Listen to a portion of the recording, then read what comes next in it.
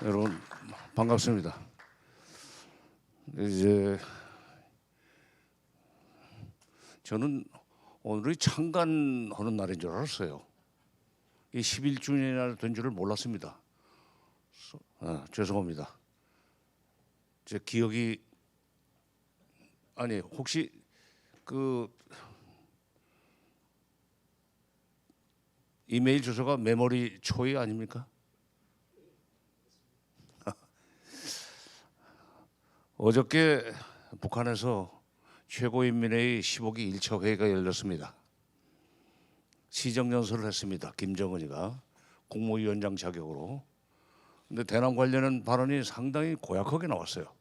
그걸 제가 잠깐 읽어드리고 그것이 한국 경제에 미칠 영향 내지는 우리 지정학적인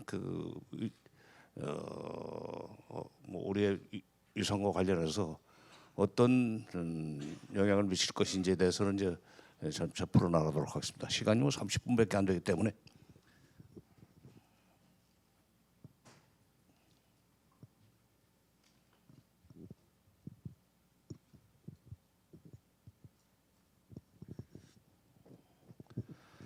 한국을 가장 적대적인 국가로 공인하고 가장 명백한 언사와 행동으로 철저히 배격하고 무시하면서 다뤄나가며 우리 공화국을 건드리는 한국의 행위에 대해서는 추후의 고려나 사소한 주춤도 없이 무자비하게 대가를 치르게 하겠다는 얘기를 했습니다.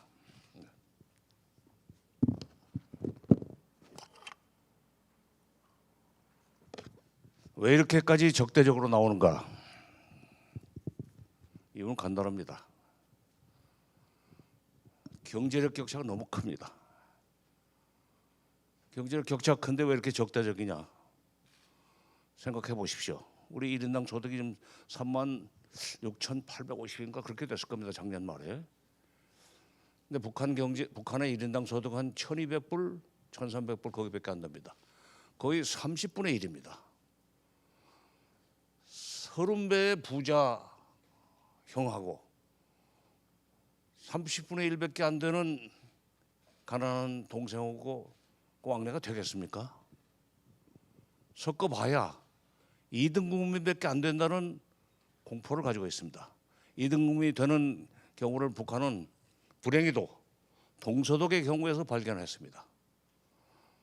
사실 통일되기 전에 동독이 동고라파 지역에서는 제일 부자 나라였었어요. 그럼에도 불구하고 서독과 통일을 하고 나니까 물론 인구도 서쪽이 6,400만, 동독이 1,600만, 4분의 1밖에 안 되는 상황이었지만 인구 수에 관계없이 생활 수준 차이가 엄청나게 나면서 동독 사람들이 서독 사람들의 신분급밖에 안 되는 그런 형국으로 갔습니다. 이걸 보면서 우리는 이제 동서독 방식으로 통일해야 된다는 생각을 많이 하고 있었지만은 북한 입장에서는 통일된 동독 국민들이 통일 이후에 동독 국민들이 어떤 처지에 사는가를 보면서 절대로 저건 안 되겠다. 이제 흡수 통일에 대한 공포를 느끼게 됐죠. 그래서 흡수 통일에 대한 공포를 불식시켜달라는 취지로 이제 남북 기본 합의서를 그때 노태우 정부 때 만들었지만은 노태우 정부는 그거 들어줬죠. 그런데 그때 이제 2000년 6.15 정상회담 때 북한 경제 굉장히 어려웠었습니다. 그러니까 햇볕 정책을 그들로서는 말하자면 거부할 수 없는 형편이었어요. 남쪽과의 관계가 그래도 좋아지면은 경제적으로는 좀 살 길이 생기니까 또 그리고 햇볕 정책이 기본적으로 우리의 우월한 경제적 그 역량을 기반으로 해서 북한을 끌어안는 그런 정책이거든요. 햇볕 정책이라는 게. 그 이제 김정일 때 정상회담을 통해서 남북 교류 협력을 활성화시키는데 협조를 해왔습니다. 그런데 그 과정에서 어떤 일이 생겼는가? 자, 남쪽에서 이제 그 현금이 가고 물자가 가죠. 현금이라는 건 별거 아닙니다. 금강산 관광을 통해서 입산료 1인당 100달러씩 받았죠. 그게 들어가고 개성공단을 통해서 또 인건비가 들어가고 개성공단도 김대중 정부 때 시작을 했습니다만은 본격적으로 착공은 물론 준비는 김대중 정부 때 하고 착공은 노무현 정부 들어와서 시작을 했죠. 제가 계속 김대중 정부와 노무현 정부에서 통일부 일을 맡았기 때문에 그 배경을 좀 아는데 이렇게 하면서 경제적으로는 도움이 됐는데 그 와중에 K-팝이 들어갔습니다. K-드라마가 들어갔습니다. K-푸드가 들어갔습니다. 그다음에 K-패션이 들어갔습니다. 어쩔 수 없습니다. 노무현 정부 말년인 2007년에 남쪽에서 북한 금강산이나 개성공단을 빼고 북한을 다녀온 사람들이 16만 5천 명인가 그랬어요. 1년에. 그거를 일일 평균으로 나누니까 360으로 나누니까 거의 한 450명 정도가 평양시내에서 득식을 걸었습니다. 한 번 가면은 2박 3일 체류를 하는데 3박 4일도 있고 그러면서 자연스럽게 젊은 아가씨들은 S라인이 나오는 한국 패션에 미친 겁니다. 그다음에 한국 사람들의 그 여러 가지 그 말투 어쩐지 지금 부드럽단 말이에요. 가령 뭐 기억 동무 오늘 뭐 대동강변 산책하자 이렇게 하는 거고 기억 오빠 오늘 대동강변 산책할까 이렇게 하는 거고 어느 것이 연애에 도움이 되겠습니까? 가을 동화 들어갔죠. 가을 동화든가 겨울 연가 가을 동화 그렇죠. 송승헌 송혜교가 얘기하는 거 보고 그 남녀가 따라 배우지 않을 수가 없어요. 최근에 또 사랑의 불시착 때문에 더 그러는데 이런 것들이 결국 북한 MZ 세대의 남한화를 20년 동안 끌고 왔습니다. 우리가 의도한 바는 아니에요. 결과는 그렇게 됐어요. 2020년 12월 달에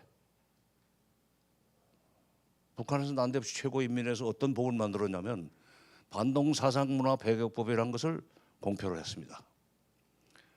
남쪽에 USB나 음반이나 뭐 이런 걸 가지고 들어오면 그건 사형입니다. 그 자리에서. 그걸 보고 버티고 다니면은 7년 이상 징역이고 최근에는 그 벌이 더 엄해져 가지고 본 사람도 공개 처형입니다. 근데 그걸 보는 사람들은 누구냐? 북한에도 이 북한은 그야말로 이 계층 간의 소득 격차가 엄청나게 큽니다.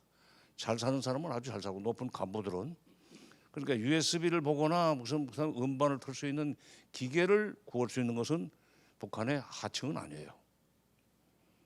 당간부 또는 하다못해 소위 공직에 있다가 그걸 내놓고 중국과의 보따리 장수를 통해서 돈을 번 말하자면 요즘은 그걸 또 돈주라고 그럽니다. 우리는 이제 쩐주라고 그러는데 그건 북한에서는 돈주라고 그래요. 돈주들의 자식들입니다. 자꾸 그걸 보고 싶다고 사다 달라고 하면 아버지가 사다 주죠.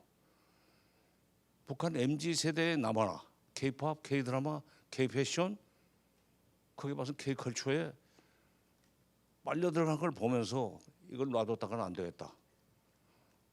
후계 체제는 그만두고 김정은 체제의 소위 밑바탕이 흔들린다. 그 들어가면 당연히 그건 쫓겨나는 거 아닙니까? 인권 요구할 거고 자유를 요구할 거고 이걸 막기 위해서 반동사상문화 배격법이라는 걸 만들어 가지고 지금 철저하게 틀어 잠그는데 이번 최고인민회에서 어떤 식의 직전에 있던 당 대회에서도 상당히 대남 적대적인 발언을 했습니다. 그 김정은이가 이제 당 중앙위원회 사업 총화 보고라는 걸 통해서 남쪽에 대해서는 앞으로 계속 적대적으로 간다. 그다음에 조금만 건드리면 가만두지 않겠다.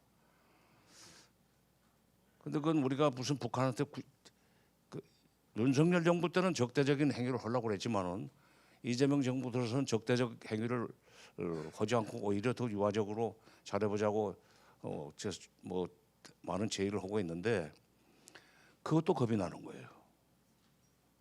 그것도 겁이 나는 거예요. 거기 잘못 끌려 들어갔다가는 웃으면서 다가오는데 그 잘못 끌려 들어갔다가는 우리 젊은 아이들이 전부 다 남쪽으로 마음을 뺏기면 내 정치 기반은 없어진다. 김정은으로서 그 생각할 수밖에 없죠. 그러니까 김정은한테는 반도에서 북쪽에 자기들이 위치하고 있고 남쪽에 남한이 자리 잡고 있는 것이 이 지정학적인 위치가 엄청나게 무서운 조건입니다. 지금 그전에는 남북회담 할 때는 그 남과 북이라는 표현도 쓰고 북과 남이라는 표현도 쓰고 남측 북측 이렇게 했는데 이제 그렇게 쓰지 말자는 거예요. 조선민주주의인민공화국이라고 정확하게 불러달라. 그리고 너희는 대한민국이다. 약칭 조선과 한국. 조금 전에도 제가 한국이라는 표현을 했는데 김정은이가 쓴 말입니다. 이렇게 돼서 지금 당분간 이재명 정부가 아무리 유화적인 제스처를 쓰고 뭐 그다음에 제안을 해도 호응해 올 것 같지는 않습니다. 남북관계는 상당히 오랜 기간 동안 꽉 막힐 수밖에 없는데 남북관계 풀리려면은 북한 경제가 좋아져야 됩니다. 처음에 제가 말씀드렸듯이 30대 1의 경제력 격차가 한번 4대 1 정도의 격차까지 올라온다면은 그러면 그때는 북한이 그렇게 별로 남한테 꿀릴 것이 없죠. 자, 이제 그러면서 북한 경제를 어떻게 도와주느냐 하는 것이 우리 경제에도 도움이 되죠. 바로 북한이 지금 이 비무장지대에 지금 장벽을 쌓고 있습니다. 이 지형이 험난한 데는 철조망으로 2중 3중으로 이 말하자면 장벽을 쌓고, 그다음에 개활지에는 실제로 담벼락을 쌓고 있고, 뭐 또 탱크가 올라올까 봐서 그런 모양인데 뭐 3중 뭐 어떤 데는 4중 5중까지 간다고 그래요. 높은 데는 11m까지 올라간답니다. 얼마나 겁이 났으면 그러겠습니까? 물론 또 뭐죠, 지뢰도 많이 깔고 있고 그 탈북자도 막으려고 그러는 거죠. 바다로에서 나오는 거, 중국으로 해서 가는 것보다도 바로 이제 비무장지대로 남아오는 사람들이 가끔 있으니까. 근데 문제는 이제 그렇게까지 철저하게 물리적으로 담벼락을 쌓으면은 이게 아무리 우리가 유화적인 정책을 통해서 북한에 당하려고 해도 평양의 문을 안 열어준다는 데 한계가 있고, 남북관계 이렇게 경색이 되면은 증권 시장에도 바로 영향을 줍니다. 북한의 일거수일투족이 증권 시장의 색깔을 빨갛게 만들 것이냐 파랗게 만들 것이냐 결정이 돼 버리는 거죠. 여러분들이 기본적으로 이제 뭐 경제 신문이기 때문에 스포츠도 하시지만은 그렇기 때문에 증권 시장 관련해서 뭐 보도를 많이 하실 걸로 생각이 드는데, 이 증권 시장뿐만 아니라 한국 경제에 미치는 영향에 북한의 요소가 굉장히 중요하기 때문에 앞으로 이 전망을 하거나 하기 위해서는 북한 전문가들을 좀 가끔 초청을 해서 세미나 같은 걸 통해 가지고 이 기자 선생들의 기자 뒤에다 선생 붙이는 건 북한식 병이죠. 박지원 장관 선생 뭐 이렇게 불렀죠. 님자는 안 해요, 그 사람들은.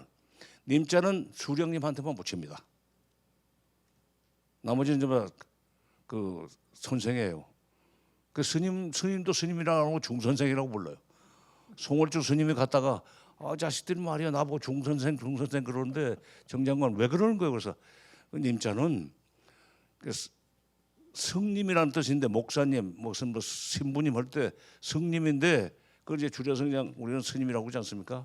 님자를 붙이는 것은 불경입니다. 다른 사람한테 붙이는 것은 김일성한테만 붙이게 돼 있어요. 수령님. 자, 남북 관계는 그렇다 치고 잠깐 국제 정치 전반을 한번 훑어보겠습니다. 2011년 여러분 잘 아시는 헨리 키신저 박사가 온 차이나라는 두꺼운 책을 썼습니다. 번역이 됐죠. 중국에 대하여라고 번역이 돼 있는데, 그 책에서 키신저 박사가 어떤 얘기를 했냐면은 지금 유나이티드 스테이트 오브 아메리카, 미국은 지금 디클라이닝 컨트리가 되고 있다. 중국은 라이징 컨트리가 되고 있다. 그 사람 유대계 미국인입니다. 근데 그 사람 특징은 my country, our country라는 표현을 안 써대요. 철저히 객관적으로만 얘기를 해요.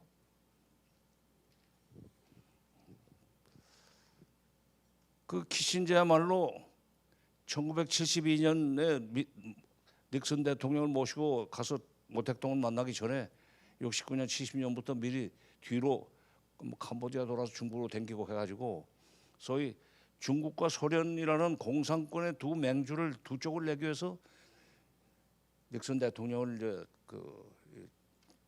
모시고 올라간 거죠. 들어간 거죠. 그 즈음에 김대중 후보가 71년 4월 18일 날 장춘단 연설에서 그 얘기를 했어요. 지금 미국 소련이 지금 서로 왕래. 그때는 미국 계셨죠? 71년에 계셨어요? 그렇죠. 저는 이제 4월 18일 날 장춘단에 가서 쭈그리고 앉아서 들었고 깜짝 놀랐어요. 지금 미국과 소련이 지금 가까워지려고 그런다. 무슨 중국하고도 가까워질라. 이럴 때 우리가 가만히 있어서 안 돼. 남북 간에도 교류를 해야 되고 협력을 해야 된다. 기자 교류해야 되고 스포츠 교류하고 이산가족 상봉 사업도 해야 된다. 그 얘기를 할 때 바로 그때 이제 박정희 중앙정보부에서 DJ한테 빨갱이 딱지를 붙였지만은 바로 그 키신저가 그렇게 해서 움직이는 그걸 어떻게 알았는지 모르겠어요. 김대중 후보는.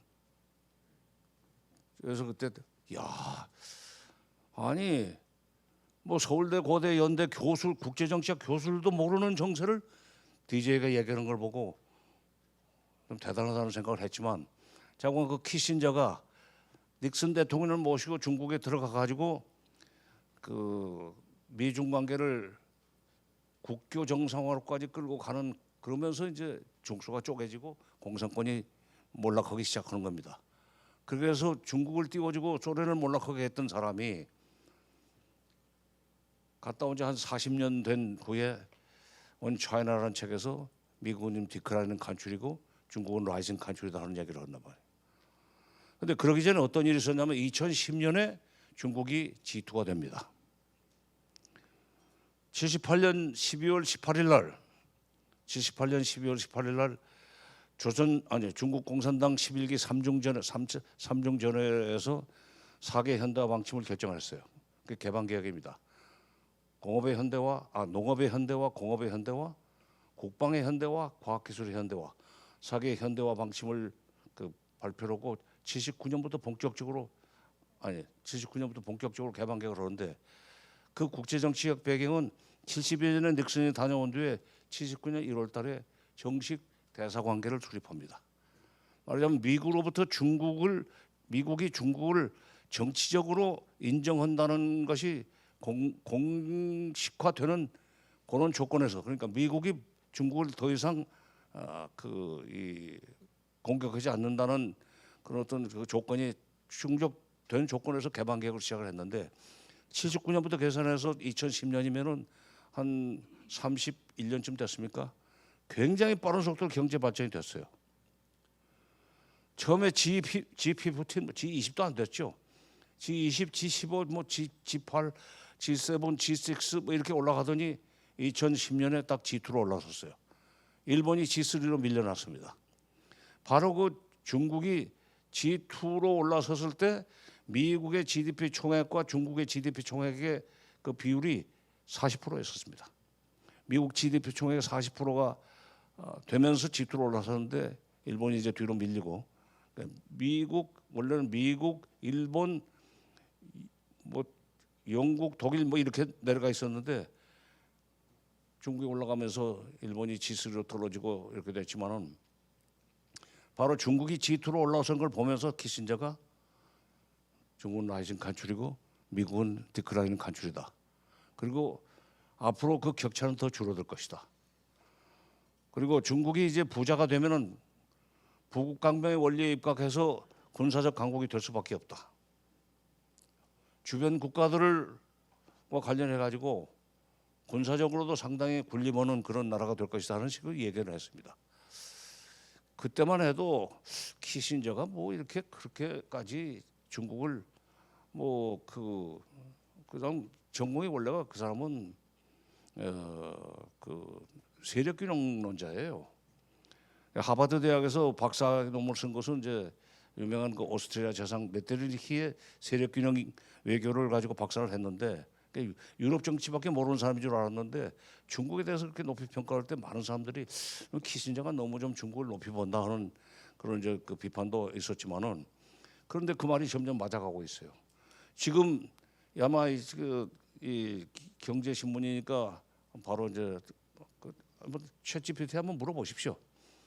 아마도 지금쯤 중국의 그 GDP 총액과 미국의 GDP 총액은 아마 거의 미국 GDP 총액 70% 가까이 올라왔을 겁니다.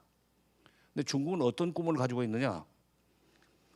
1987년에 당시 덩쇼평이 살아있을 때인데 덩샤오평이 중국에는 두 개의 꿈이 있다고 그래요. 두 개 100년의 꿈이 있다고 그랬습니다. 첫 번째 100년의 꿈은 중국 공산당이 수립된 1921년으로부터 100년이 되는 2021년에 우리는 1인당 소득 10,000불을 달성한다. 그래서 소강사회를 건설한다. 소강사회라는 것은 빈부격차는 있지만 그래도 사람들이 먹고 살만한 수준까지 되는 걸 중국에서는 소강사회라고 합니다. 중국은 샤오강. 그다음에 중화인민공화국이 수립된 49년으로부터 100년이 되는 2049년에는 우리가 대동세계를 건설한다. 그건 뒤집어 말해서 대동세계라는 것은 중국이 천하를 호령하는 사회를 맺는다는 거예요. 대동이라는 것.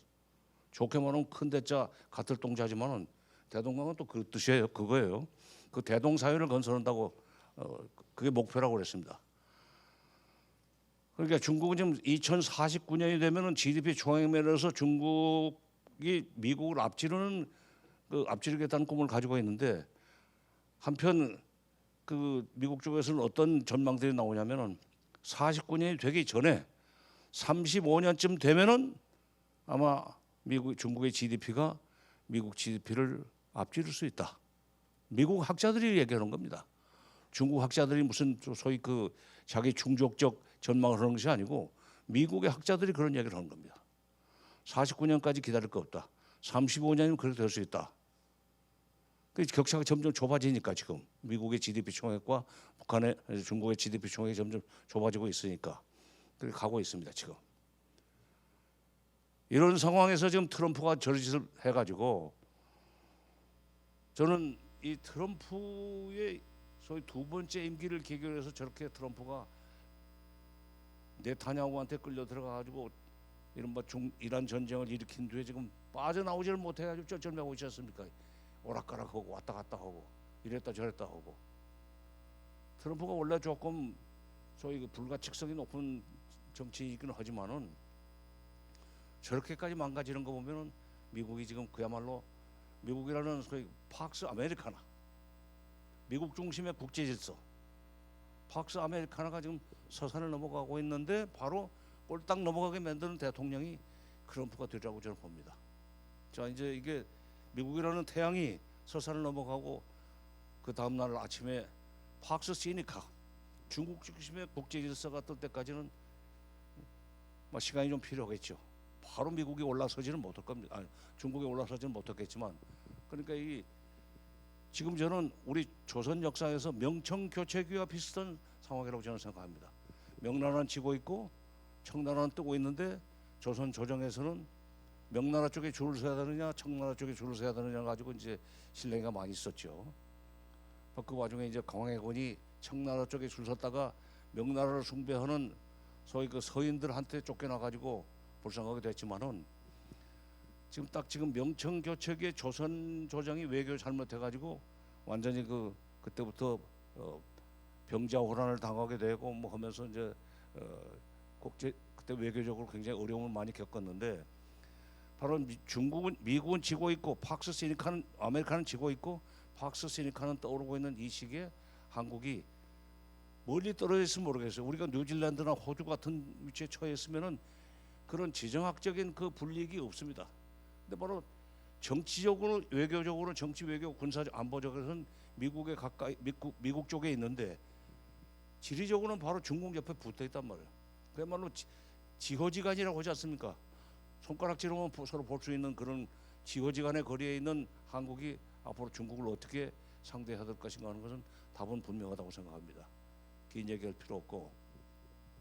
그러니까 지금 다행히도 이재명 정부가 들어서 가지고 뭐 한중 등거리를 놓고라 하는 걸 등거리 외교를 놓고라 하는 건 아니지만 저건 그 지난번에 그 에이펙 총회 때 시진핑을 적당하게 이제 잘 포섭을 했고 다시 또 1월 초에 중국에 건너가서 시진핑을 완전히 어떤 점에서는 한국 편으로 만들었는데 시진핑 웃는 사람이 아니에요. 중국 사람도 그 얘기를 해요. 시진핑을 웃기는 거 보면 이재명이가 말하자면 시진핑으로 하여금 한국에 대해서 좋은 감정을 갖게 만들었고 그렇게 해서 이제 한한령도 풀려 나갈 거라는 전망들이 많이 나오고 있는데 저건 천만다행이라고 생각합니다. 지금 윤석열이 아직도 대통령이 있었으면 천지분간 못하고 지금 이란에 그 호르무즈 해협에 파견한다는 얘기, 군대 파견한다는 얘기도 나왔을 거고 이렇게 되면은 걷잡을 수 없는 그 소용돌이 속에 빨려 들어갈 뻔했는데 천만다행이지만은 어쨌건 지금 중국은 떠오르고 있고 미국은 지고 있는 이런 상황에서 우리가 지리적으로 중국에 매우 가까이 있는 처지에서는 한국 외교가 앞으로 중국 중심으로 가는 준비를 해야 된다. 그런데 이제 북한이 지금 문제입니다.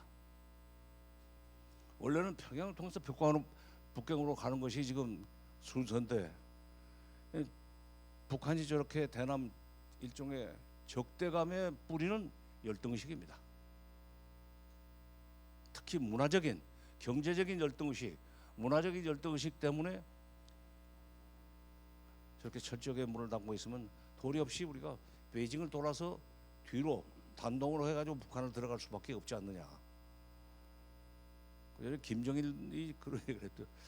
그 남쪽의 그 가수들은 왜 이렇게 뛰면서 노래를 합니까? 자기는 쫙 똑바로 해서 수령님 창가를 부르는데 근데 젊은 사람들은요. 저는 아직도 무슨 뭐 이 목포의 눈물이나 무슨 애수의 소회가 그걸 들어야 불러야 그 기분이 나는데 젊은 사람들은 뛰지 않으면 노래가 아니대요. 그거는 이번에 BTS를 보면서 야, 젊은 애들은 확실히 저거 흉내내고 싶겠구나. 저게 북한에 들어가면 저거 뒤집어집니다.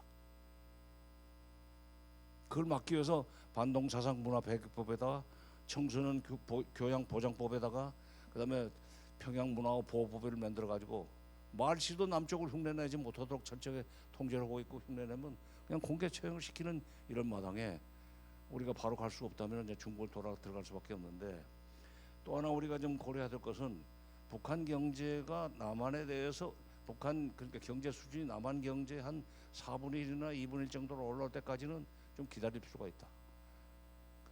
한 10여 년 기다려야 되지 않겠나 하는 생각이 들어요. 그럼 다음 정부까지 가야 되는데 뭐 그동안엔 적대할 것인가? 그건 아니죠. 계속 말하자면 잘해보자는 메시지는 보내야 됩니다. 그 다음에 북한을 자극할 필요는 없어요. 여기서 아까 그 자극을 하면은 가만두지 않겠다는 얘기를 했지만 김정은이 군사적으로 자극을 하지 않 군사적 자극이 걱정이 아니라 그 사람들은 솔직한 얘기로 경제나 문화를 앞세워서 북한의 소위 MZ 세대를 흔드는 것을 자극이라고 볼 겁니다. 그건 당분간 좀 삼가해야 될 것 같아요. 그러나 수준이 올라가면은 그건 걱정이 없습니다. 근데 제가 이제 그 77년부터 통일을 해서 이러면서 80년대 이제 남북 대화에도 뭐 현장에서 뛰고 했지만은 북한을 상대해 본 결과 특히 개성공단에서 북한 노동자들이 그 기술을 배우는 거, 그다음에 한국 사람 흉내내는 걸 보면서 우리나라 사람들 그 빨리빨리 뭐 그걸로 유명하지만 북한 사람도 굉장히 빨리빨리 움직여요. 개성공단 그 직공이라고 합니까? 근로자들이 기술 습득 정도를 보고 소위 그 패션 같은 거 알아먹는 거 바로바로 그 배우는 거 남쪽하고 똑같습니다. 그래서 단군의 자손들은 참 똑같구나 북이나 남이나 하는 생각을 했는데 그러니까 중국이 지금 78년 연말에 개방 계획을 결정해가지고 빠른 속도로 지금 미국의 턱 밑까지 올 정도로 빨리 갔지만 그리고 95년부터 베트남도 95년에 개방 계획을 본격화해서 지금 빠른 속도로 그 경제 발전하고 있죠. 베트남의 그 경제적 목표는 중국을 따라잡는 겁니다. 근데 이제 베트남 그 지형을 보면 이렇게 길쭉하잖아요. 남과 북의 그 이 차이가 많습니다. 중국이라는 나라도 굉장히 크고 도농 격차가 심합니다. 빈부격차도 있지만 중국에는 문명이 많아요. 북한은 문명이 없습니다. 글자도 쉽고, 그리고 전부 다 무상교육으로 인민학교부터 중학교까지는 무조건 다, 고등학교까지는 무조건 가르치니까 대학은 이제 신분에 따라서 대학으로 배정이 되거나 아니면 군대로 가거나 노동자로 이제 그 세 가지로 분류가 되지만은 하는 문명이 없습니다. 베트남도 문명이 있습니다. 북한 지역과 남한의 격차가 큽니다. 근데 북한이라는 지역은 자, 남포에서 일어난 일이 원산까지 전달되는 데는 이 횡축이 짧습니다. 그다음에 신의주에서 있었던 일이 계속 끝나라고 예, 오는데도 그것도 한나절이면 됩니다. 서울 평양이 400km밖에 안 돼요. 그렇기 때문에 북한의 소위 그 미중 관계가, 미북 관계가 수교 관계로까지 발전해가지고 남북 관계는 꽉 막힐 만정 미북 수교가 되도록 우리는 도와줘야 됩니다. 그래서 미북 수교가 돼가지고 북한이 마음 놓고 개방 계획을 할 수 있도록만 조건이 충족되면 중국이나 베트남이 그 발전했던 경제 발전 속도보다는 훨씬 빨리 갈 수 있다고 저는 봅니다. 중국 사람이나 베트남 사람보다는 이 조선 사람이 훨씬 더 저는 우수하다고 봐요. 바로 이런 그런 이 일을 좀 우리가 서둘러야 되고, 그게 바로 페이스메이커가 해야 될 일이고, 더 중요한 것은 일본 돈이 들어가도록 해야 됩니다.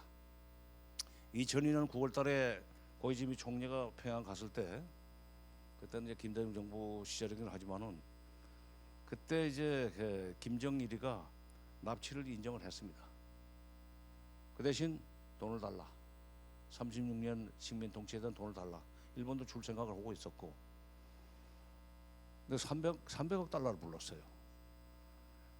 65년에 남조선이, 남한이 일본으로부터 돈 받은 게 5억 달러인데 그걸 뭐 계산하면 무슨 뭐 300억 달러가 된다는 식으로 자기 나름의 계산 근거를 댔지만, 일본에서는 너희는 인구가 반밖에 안 되니까 150억 달러로 끝내자 하니까 그건 있을 수 없다, 안 되겠다. 그래서 이제 말하자면 판이 깨졌지만은 어쨌건 지금 기시다 총리도 그랬었고, 이번에 지금 다카이치는 아직 그런 얘기를 안 하고 있지만은 김정은이 만나고 싶다는 얘기를 또 하지 않았어요.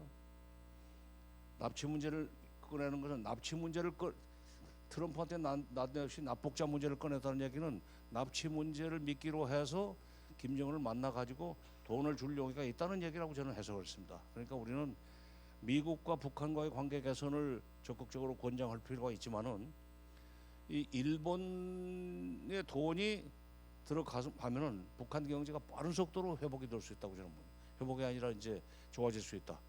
그래서 남북 간의 경제적 격차가 줄어들면 그때부터는 대남 열등 의식이 줄어들 거고, 그렇게 되면 문을 열게 될 것이다. 아, 이거 참 자꾸 시계 보이면서 끝내라고 그러니까 횡설수설도 했지만은 몇 가지 메모리를 해두십시오. 사장님의 기억이니까 여러분들 기억 많이 해두십시오.